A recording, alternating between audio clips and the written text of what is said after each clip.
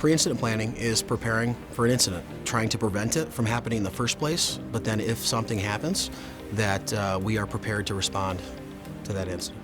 There's no question in today's day and age that pre-incident planning is something that needs to be done, and that's what we're trying to get ahead of. We're going to be using the FARO scanner for pre-incident planning and to prevent things that might happen.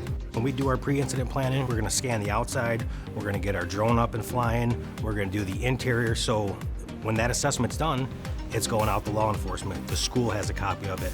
So God forbid anything bad happens, law enforcement and the school district's ready to go.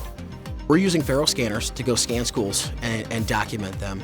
And then we're taking the data and we're creating updated 2D floor plans for every single school, every single level of the school. And then we're also creating what they call a FARO zone to go, right? So it is a shareable file that can be in every cop's cruiser, every firefighter's truck. So if and when they have to respond to an incident at the school, they can click a button, pull up the floor plans for the school, and have a more effective response. So the goal is to have immediate data that they can utilize when responding during a critical incident. To have that information available at my fingertips in the time of crisis is going to be invaluable to us. It is something that I believe that will make our job that much easier in protecting the public. I was blown away by the technology and just how quick we could get this scanning done at the school. I think it's going to bridge the gap between the patrol officers and that severe incident that might be occurring at the school.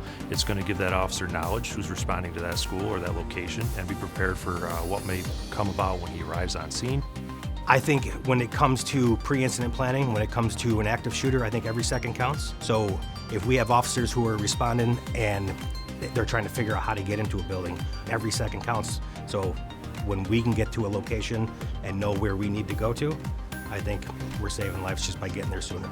Years ago, most people would go through schools or churches or corporations and they would take traditional photos and they would hand draw out sketches to go respond there. Today, we're bringing in advanced technologies to utilize 3D scanners to scan these schools, to capture high-def photographs, to merge those together to create not only updated, scaled 2D floor plans, but also full virtual models of those schools so that if you're responding to a school during an incident, that officer that's responding can jump into that school virtually and see the exact layout before they even arrive on scene.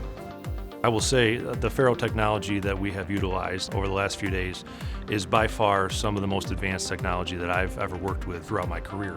And I think any law enforcement agency that has the opportunity to come and test this product and see what it's all about, it's going to benefit them in the long run and lead to crime reduction within the communities that they serve. The Stream app allows you to actually see what you're scanning in real time, and it will give you the layout of what you're scanning, so it helps officers know exactly what they've gotten and what they need to still get. It's digitized for eternity, basically. It's our way of capturing information that doesn't decay over time.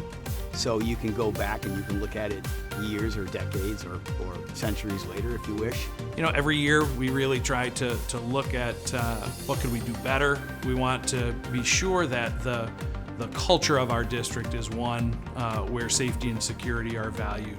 The locations that we've already pre-incident planned for, we scanned, they're going to be out to law enforcement. So when they're responding, they're going to have everything they need as far as a layout of the building, where do they have to go. If the person is room 213, that officer is going to know where room 213 is. I think the Binghamton Police Department and the Crime Intelligence Center that's here is far and above what many other people are doing across the country. They are very forward-thinking and they see the future and how technology can be used to reduce crime, prevent crime, and then also use it to have a more effective response if and when a critical incident happens. And I think it's going to be a great crime reduction strategy moving forward. Not only with the initial incident response for our patrolmen, I think it's going to bridge that gap between the community members, the school officials, and law enforcement officials as well.